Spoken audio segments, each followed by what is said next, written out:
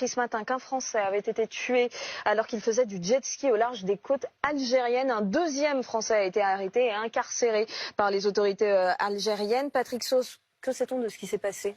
Déjà, un avertissement, c'est une affaire sensible. Parce que vous voyez la carte, nous sommes à Saïda, on est à la frontière entre le Maroc et l'Algérie. Rappelons-le, les frontières entre le Maroc et l'Algérie sont fermées depuis 30 ans, depuis 1994.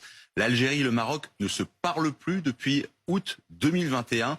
Ça fait 2 ans qu'ils ont rompu, ces deux pays, leurs relations diplomatiques. Et donc, là aussi, en forme d'avertissement, ce que je vais vous dire, nous le tenons d'un rescapé de ce qui s'est passé mardi soir. Un rescapé qui a été interrogé et cité par des médias qu'on va qualifier, sinon d'ultranationalistes marocains, au moins très très proches du pouvoir. Voilà pourquoi il faut être extrêmement prudent.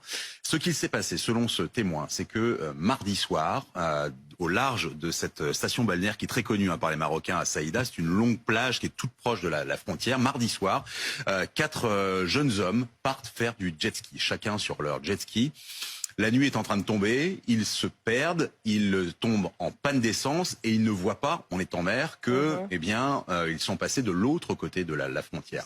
Ils sont, selon le rescapé, abordés par des Zodiacs avec écrit Algérie et des uniformes à bord, des zigzags. Le Zodiac algérien va tenter de renverser l'un des jet skis, puis va tirer. Ce qu'on nous donne comme bilan, et cette fois c'est le Quai d'Orsay, donc le ministère français des Affaires étrangères, c'est qu'il y a un ressortissant français qui a été tué.